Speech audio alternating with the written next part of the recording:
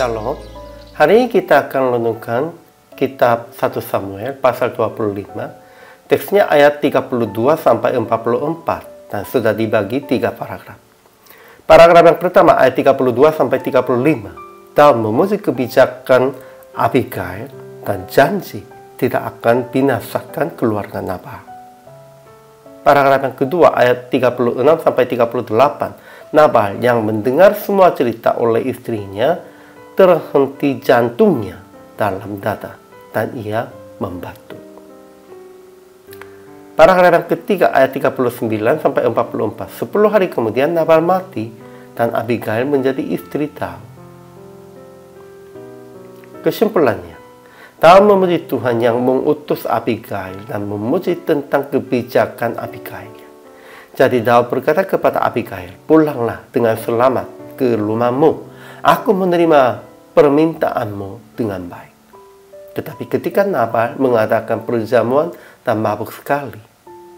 Kemudian hari, Nabal mendengar semua cerita oleh istrinya dan terhenti jantungnya dalam dada dan ia membatu. 10 hari kemudian Nabal mati sebab Tuhan memukulnya dan Abigail menjadi istri Daud. Ajaran tentang Allahnya. Pertama, Tuhan mengutus Abigail kepada Daud supaya Daud tidak berbuat kesalahan dengan pribadinya. Kedua, dan ia sendiri memukul Nabal dan ia mati. Tuhan membalas kesalahan kepada orang-orang berbuat salah menghadap umatnya. Ajaran tentang manusianya. Pertama, Daud memuji Tuhan yang mengutus Abigail dan memuji tentang kebijakan Abigail. Jadi Daud berkata kepada Abigail, "Pulanglah dengan selamat ke rumahmu. Aku menerima permintaanmu dengan baik." Dan dia pulang ke tempatnya. Dan ketika didengar Daud bahwa Nabal telah mati, ia memuji Tuhan yang membelanya. Kemudian menerima Abigail sebagai istrinya. Kedua, tetapi pada hari itu Nabal mengatakan perjamuan dan mabuk sekali. Jadi kemudian hari Nabal mendengar semua cerita oleh istrinya dan terhenti jantungnya dalam dada dan ia membatu. Dan 10 hari kemudian Nabal mati sebab Tuhan memukulnya. Memang Nabalnya bodoh. Nabalnya tidak berbijakan. Kenapa? Kalau dia tidak bodoh, ada bijaksana, pasti dia akan usahakan dengan Daud itu untuk kembalikan hubungan yang baiknya.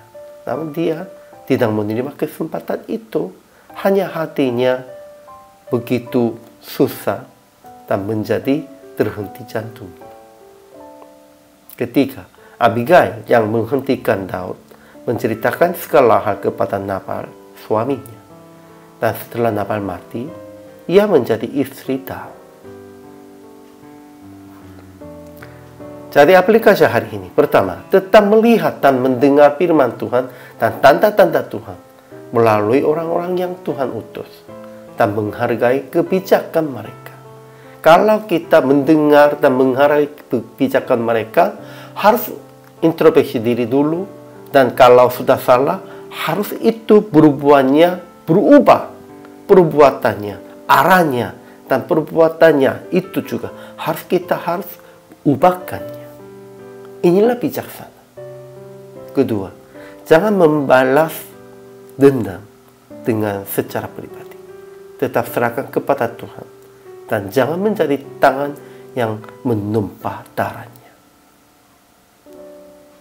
Akhirnya PR praktik hari ini, usaha akan mengontrol emosi dengan melihat dan mendengar nasihat dari orang-orang yang Tuhan utus kepada Anda.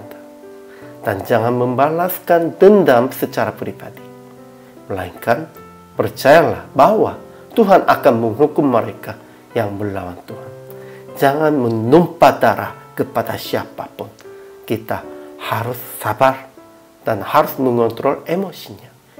Inilah kebijakan bagi kita. Hari ini juga selama melayani, Tuhan Yesus memberkati.